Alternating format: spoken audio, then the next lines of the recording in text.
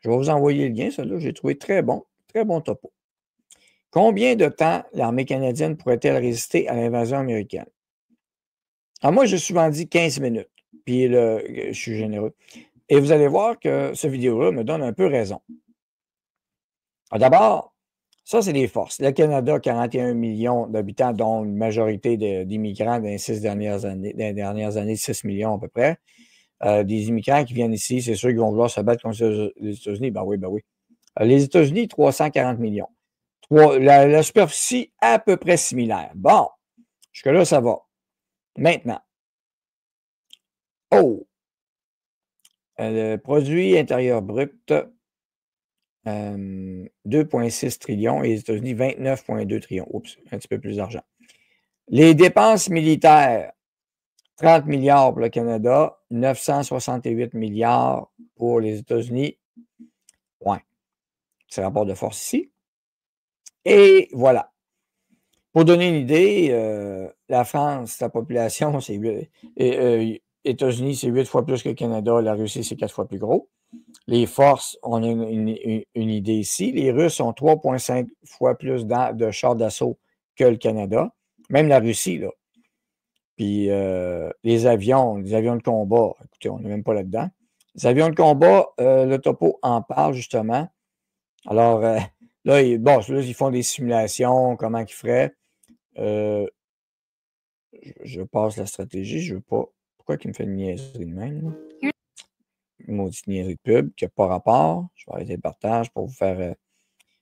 Je veux juste vous montrer les affaires. Je ne vais pas jouer le vidéo au complet là, parce que c'est trop long. Ce sera pas long. Bon. Alors, ils m'ont imposé une pub. Désolé. Alors, on a des petites simulations ici. Alors, ça, c'est un bombardier B1B. On a des bombardiers B2.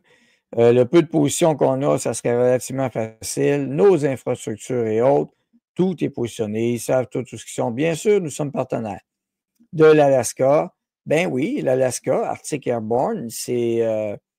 nous autres, pendant qu'on a laissé les ballons chinois, les F-22 l'avaient vu dans le nord aussi. Alors, vous avez en présence des forces, grand territoire à couvrir. Et ici, établir une tête de pont à partir du nord très facilement, parce que le Canada n'occupe pas son territoire. À partir de l'Alaska, tu t'en vas prendre possession ici, même de bases aériennes.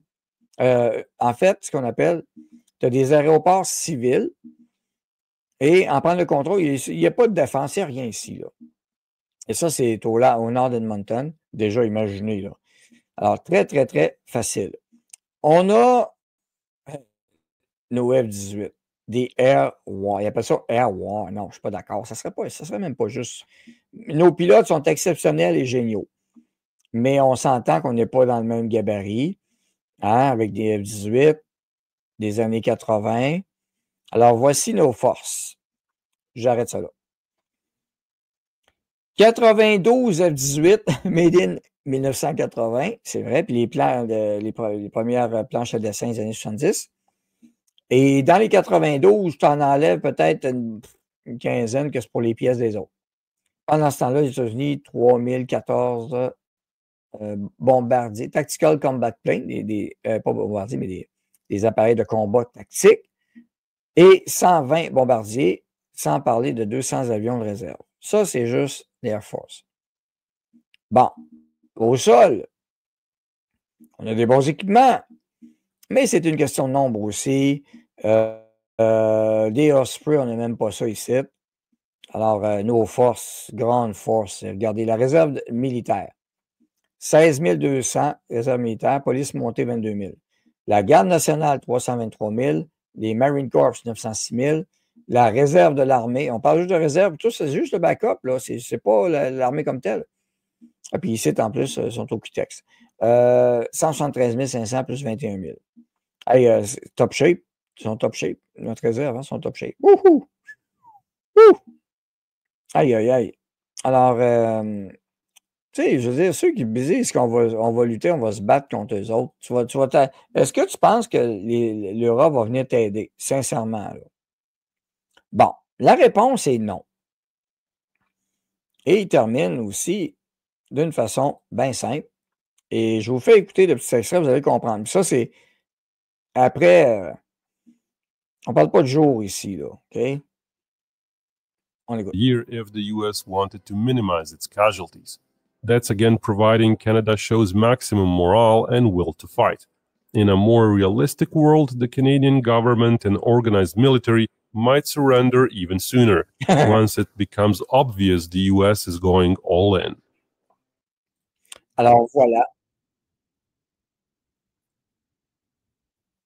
Alors, c'est clair que le Canada, avec une détermination, c'est une abdication avant même qu'un char se déplace.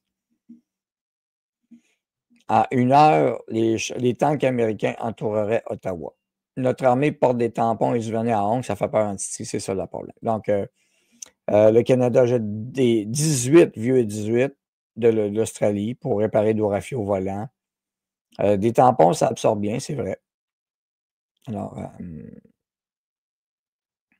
les États-Unis ne prendraient pas le Canada par la force, mais par la psychologie et une tête de pont qui s'appelle Mark Carney, peut-être, on ne sait pas. Alors, Marie-Lou, c'est cher pour des tampons, 38 milliards. Ben, t'oublies pas, tu as le QTEX qui vient avec quand même. Des drapeaux blancs partout. Armée Canada, 30 minutes pour faire le QTEX, jupe, talon haut. Ouais, fait que quand je dis que ça lui prendrait 15 minutes, j'avais pas tort. Effectivement, le temps qu'il se prépare, c'est déjà fini. Ouais. Alors, ceux qui pensent qu'on ferait quoi d'intelligent avec ça, puis qu'on serait capable de même attaquer la Russie, m'emmener, calmez-vous le pompon, là. Ça serait encore plus expéditif avec la Chine, puisqu'ils ils ont déjà infiltré ici. Ouais, puis les bas rouges aussi, c'est ça. Ben peut-être on va compter sur des alliés comme la Chine pour se battre contre les Américains. Misère.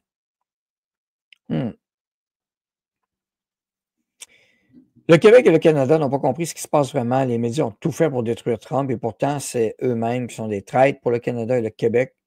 Ils sont lavés le cerveau des personnes pour qu'ils ne voient pas la vérité. Armée canadienne, 72 000 soldats, mais seulement environ 20 000 prêts au combat. Le reste des pousseux de crayon et au moins 5 000 déjà sur le terrain extérieur. Ça, c'est un fait aussi. Dans la force armée, les nombres que vous voyez, il y a du monde qui travaille dans les bureaux d'Ottawa.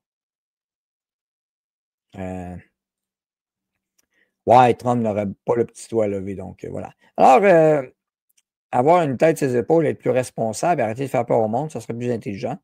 Montrer la réalité. Tu bombardes Vancouver, Toronto, Montréal, tu es détruit et c'est dans la poche. En fait, tu n'as pas besoin de les bombarder. Là. Vancouver, Toronto, Montréal, là.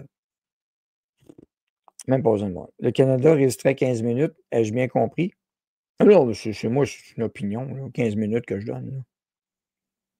Là.